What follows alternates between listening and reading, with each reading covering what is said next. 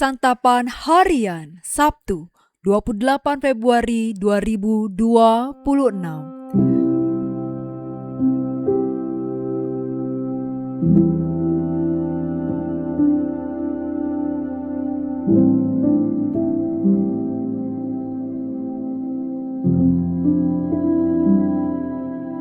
Inilah program Santapan Harian, sebuah program yang mengajak Anda menelusuri isi Alkitab, agar Anda menemukan makna firman Tuhan sesuai dengan konteksnya.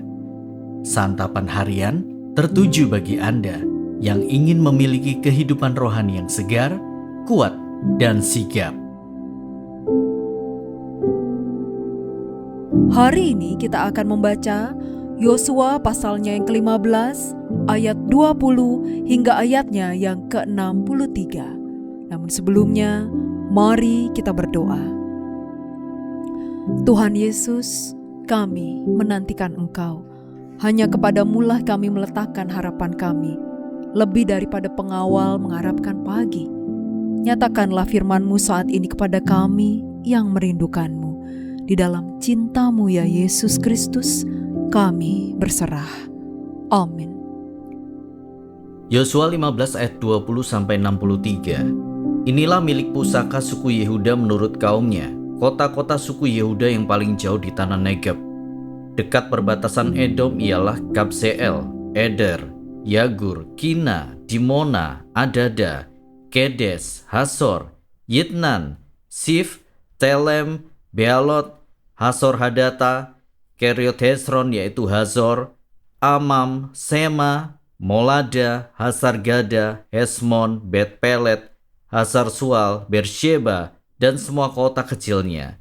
Baala, Iyim, Ezem, Eltolat, Kesil, Horma, Siglak, Matmana, Sansana, Lebaot, Silhim, Ain, dan Rimon.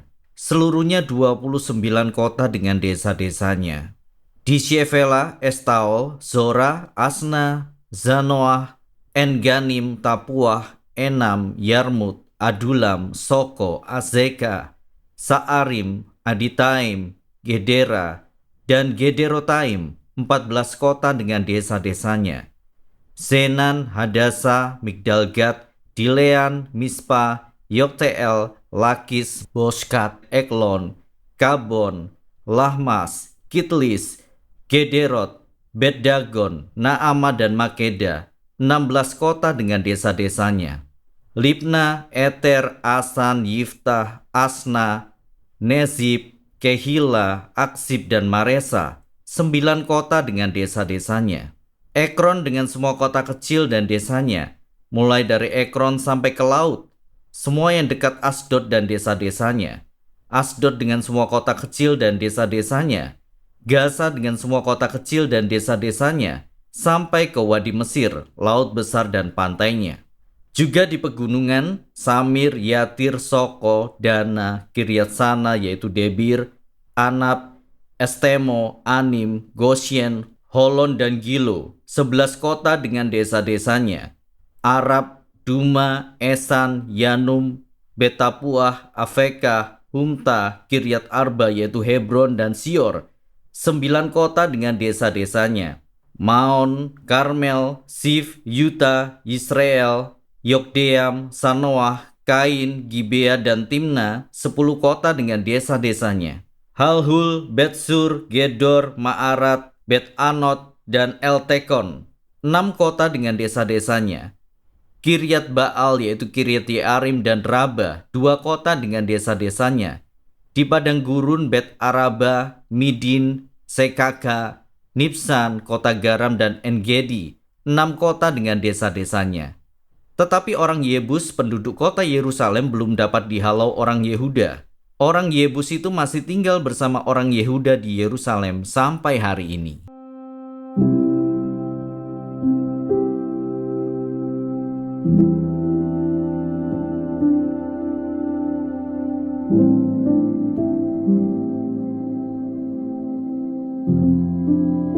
Sahabat Scripture Union Indonesia, ketika menceritakan kebesaran seseorang, seringkali fokusnya hanya tentang hal-hal positif orang itu. kegagalan yang dialami, kesalahan yang pernah dilakukan, kelemahan yang dimilikinya, atau celah kecil dalam tindakannya tidak mendapatkan perhatian, diabaikan, bahkan dianggap tidak ada. Tidak demikian dengan catatan tentang kota-kota suku Yehuda. Di antara banyaknya kota yang menjadi milik suku Yehuda, dicatat juga bahwa satu kota, yaitu Yerusalem, masih diduduki orang Yebus. Hanya satu kota yang belum berhasil dikuasai oleh suku Yehuda. Bayangkan, kota yang sudah dikuasai oleh suku Yehuda ada 101. Hanya satu kota yang belum dikuasai.